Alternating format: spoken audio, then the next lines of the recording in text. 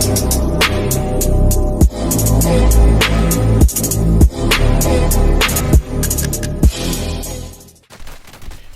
what is going on, guys? It is your boy NigelFury, man. Y'all know what it is, man. Alright, here today I'm giving you guys a how to win a solo match in Call of Duty Modern Warfare Warzone. Alright, this is my first attempt at a video like this, but that's neither here nor there.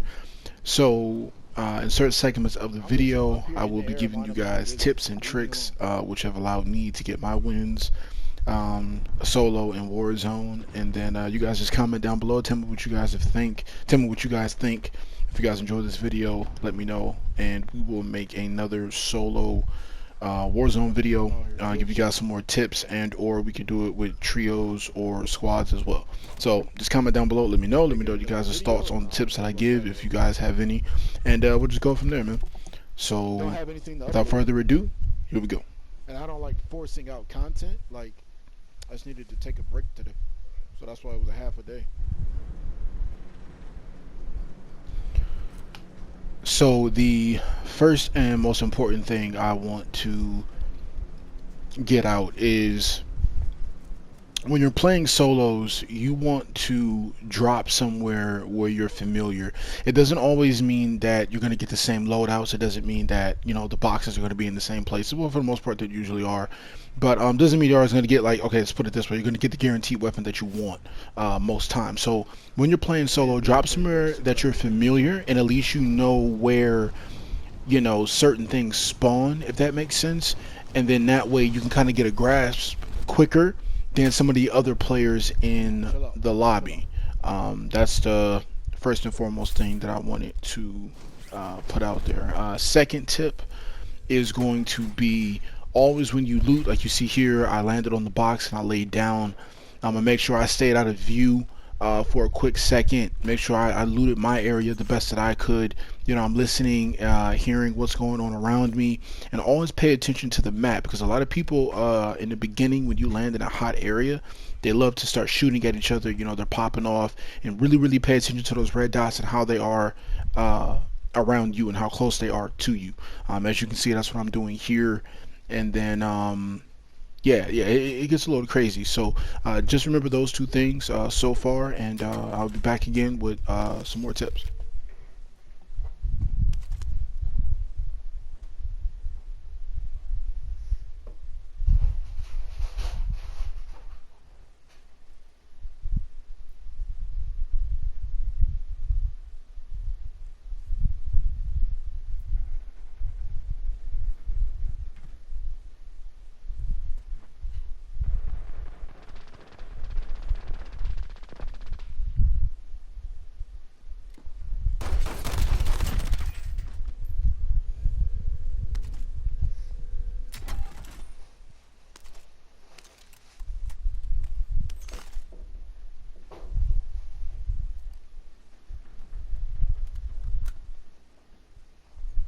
Try to get 2 kills out of that.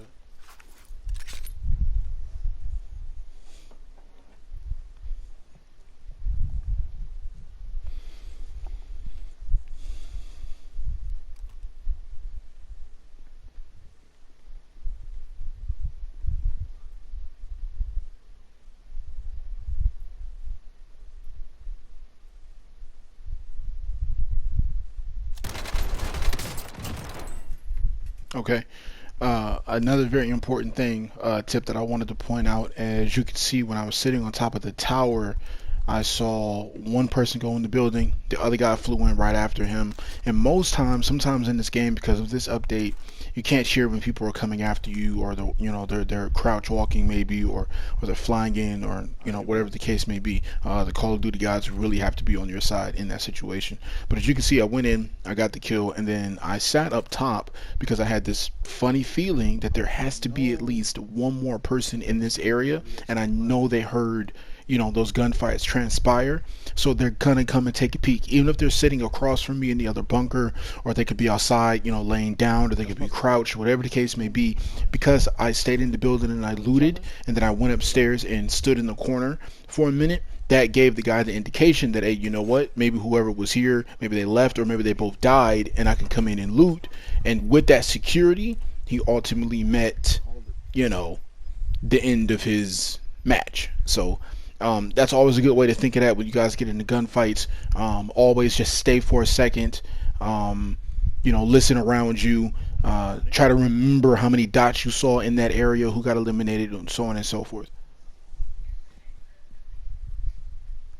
Why are you running?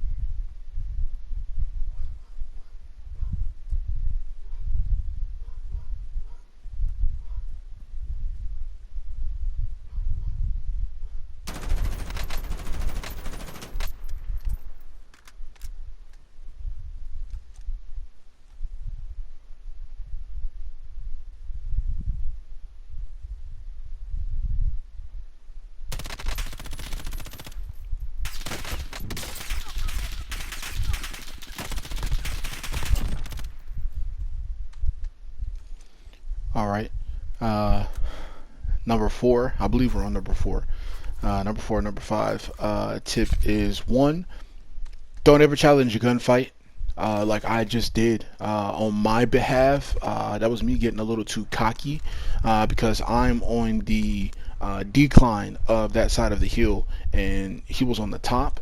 So if he wasn't such a bad shot, he could have actually killed me. And even in that segment where you guys saw me reloading my weapon, he could have killed me. And numbers, forget the numbers.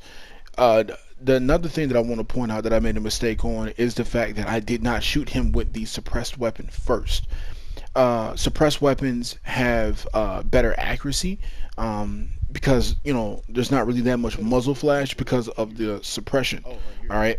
So if I would have shot him with that first, not mentioning the scope on my weapon, I would have been able to probably knock that guy and kill him, if anything. But I used the M4 first, and then I switched to that weapon. And even in that instant, you can't be afraid to be aggressive, but at the same time, you have to recognize the area that you're in. And we were out in the open. You see what I'm saying? So easily somebody could have came up and challenged me right after I fought him, and that would have been a very hairy situation. So just keep that in mind. In that situation, don't do what I did. Use the best weapon for that scenario, which in that scenario would have been the suppressed weapon instead of the non-suppressed weapon.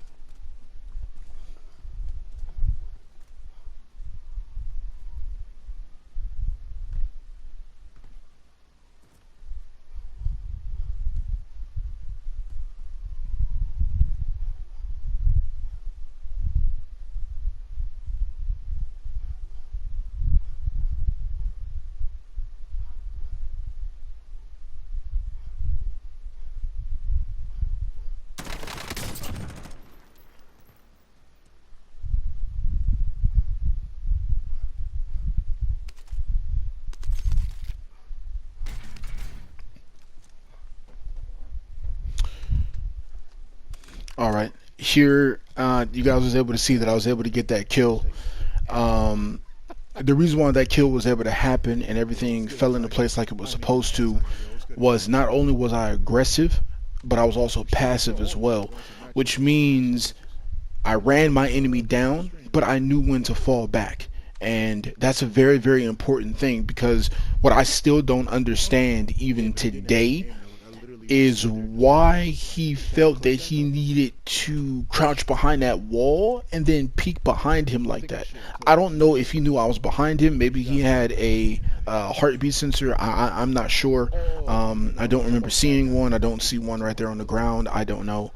But he decided to peek and turn around. But we was able to get the kill, and that's what matters.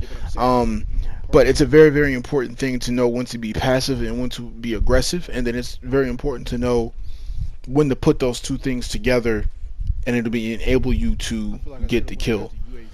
Um, Another thing is also that you see here that I'm going to go push to get my weapon loadout, but I had a chance to turn around and go get my UAV first. Now, this can be done many different ways. But the reason why I'm going to go get the weapon loadout first is because the weapon loadout dropped hot.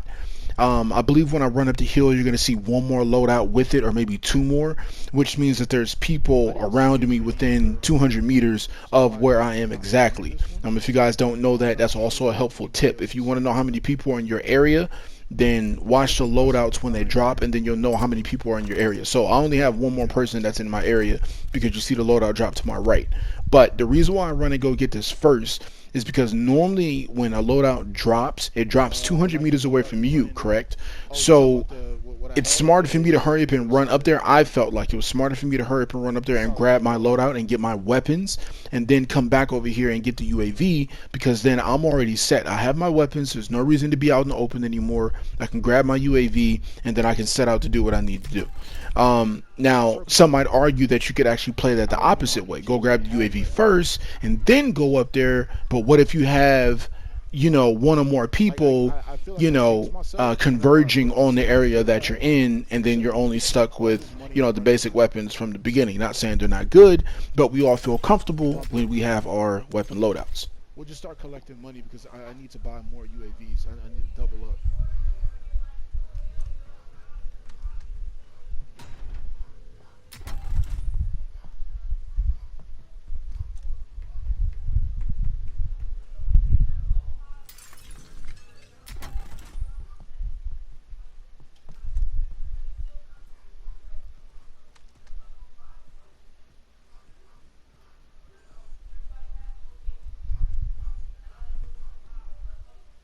Probably low-key don't have to worry about anybody coming this way anymore, considering.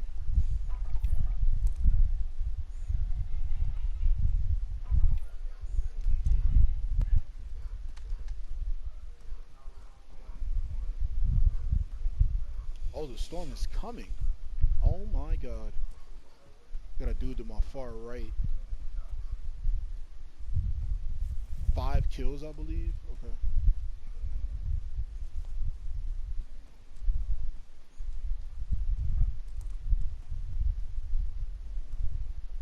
Gotta just keep running the UAV. I want to go back here and kill this dude that's stalking over there on the far right, but I'm gonna keep going though. I'm gonna get to the circle. Hey, we gonna let him ride though. We gonna let him ride. First one to get to the building.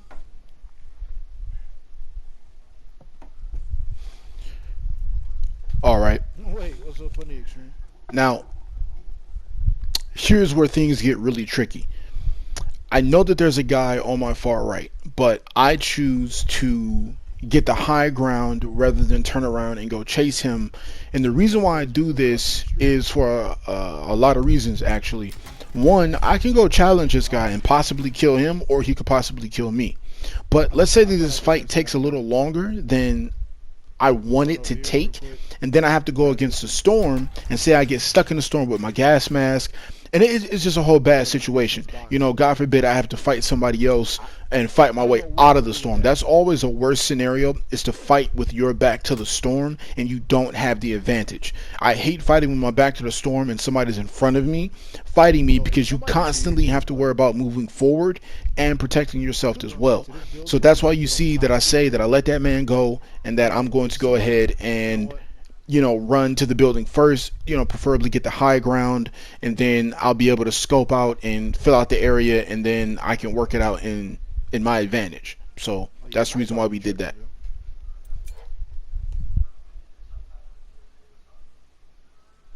Give me one sec.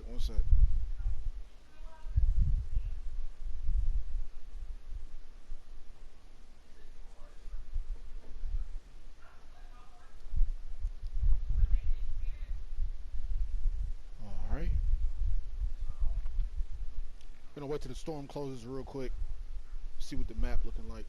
Kind of sucks that I don't have a heartbeat sensor.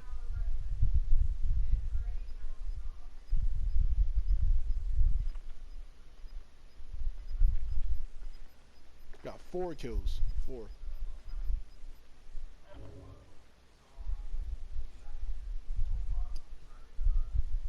So we know nobody's in the building.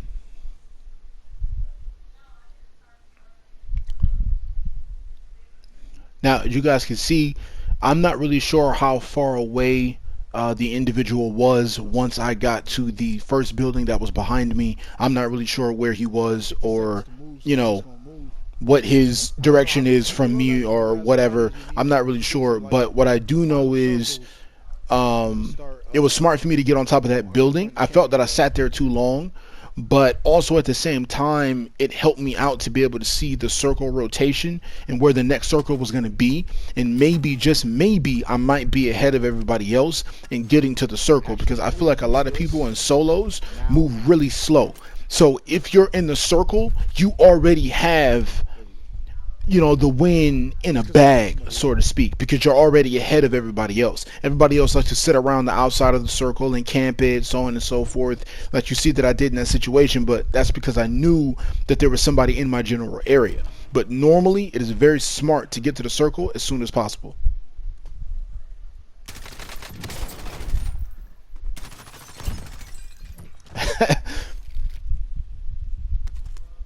There's no way, chat. What? There's no way I heard that dude. Oh man, the heck was he up there doing? Why was he up? Nigel with the beamers. I appreciate it, man. What was he doing though? I scared the bejesus out that man. He wasn't paying attention at all. Like, my man was lost in the sauce, yo. Okay, now we officially have 5 kills. Now my first win that I got, we got 8 kills. So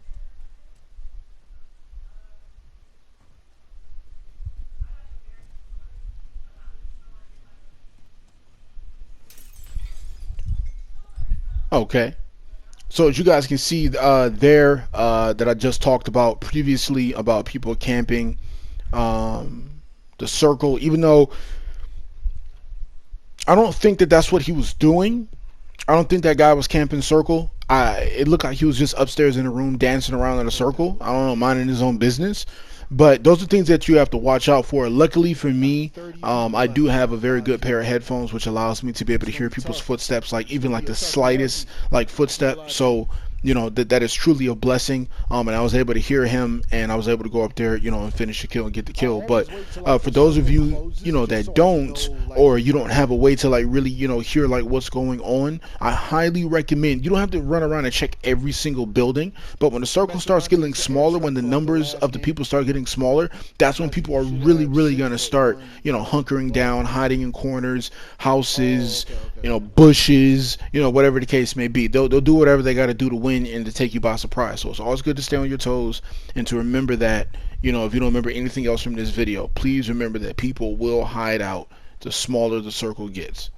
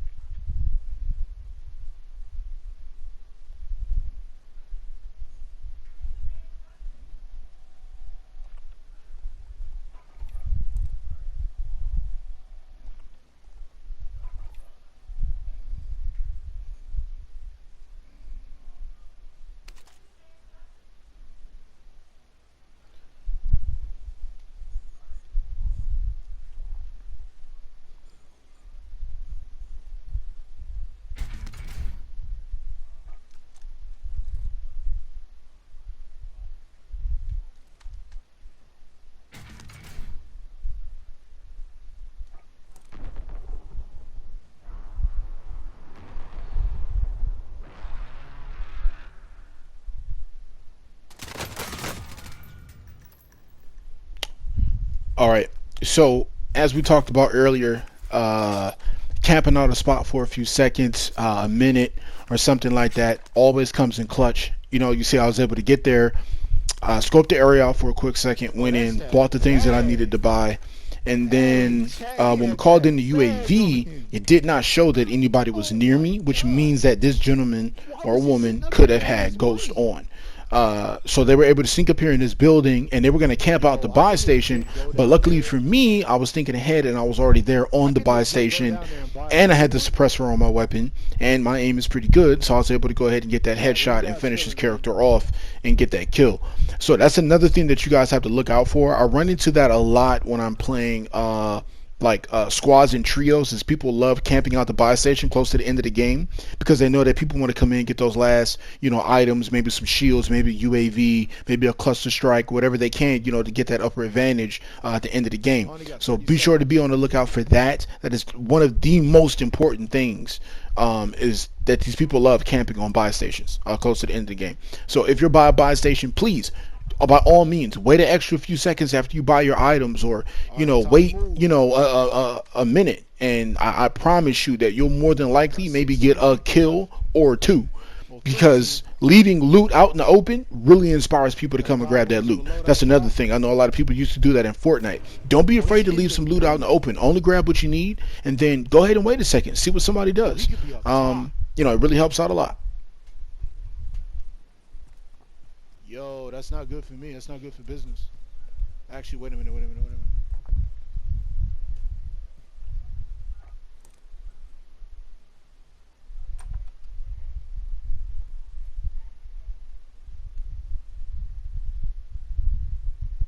I got a gas mask. I'm not sure if he does. Oh, he left.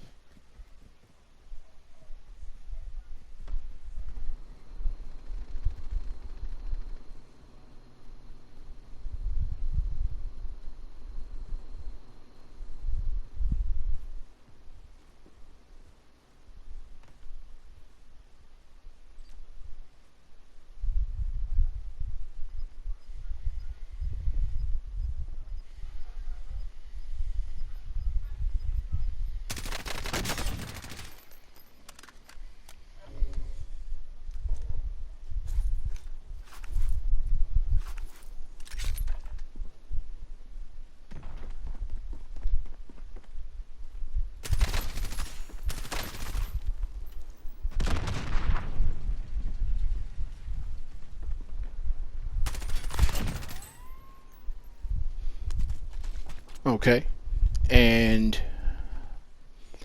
this is kind of hard. So I want to say that it's always good to be quick on your feet, or in this particular instant, fast on the sticks, and try to outthink your opponent. I knew that guy was going to try to come up because when he first came out, he didn't try to take a step back. Excuse me. He didn't try to take a step back and look up. He went out and around, which means that he was like, okay, well, if I don't see anybody on the backside, I'm going to climb up. So initially, when I first threw down the C4 and I saw that it damaged him a little bit, he didn't have any time to heal himself. So that, of course, is going to make me more aggressive and want to go get him, which allowed me to go ahead and hop off and, get that kill. And another thing I want to point out is keep a heartbeat sensor with you guys, because come in game, as you can see here, it really comes in clutch. It really helps. So keep a heartbeat sensor on hand at all times. And as you can see here, this gentleman camped in a bush, just like I said he was going to. That's what he did. Let's go. 6 people left. We beat our kill record.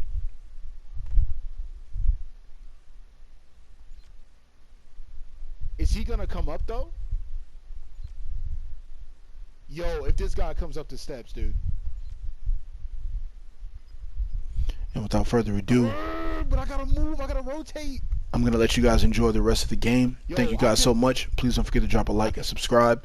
It's your boy NigelFury. Let me know down below if you guys want me to do more tips, videos like this. Peace.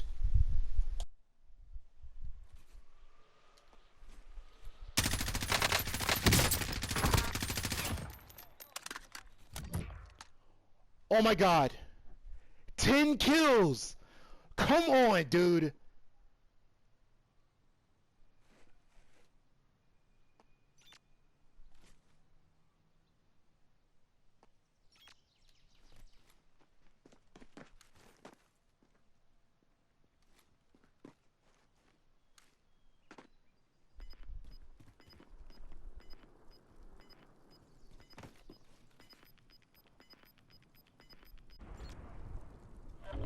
Are we the last of the Mohicans?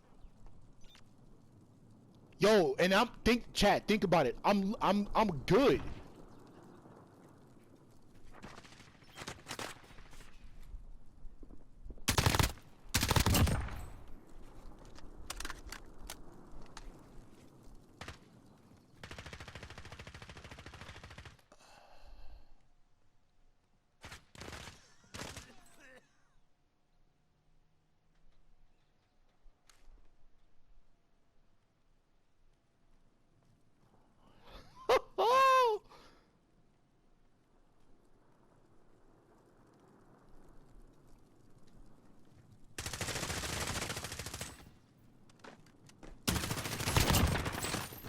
Let's go!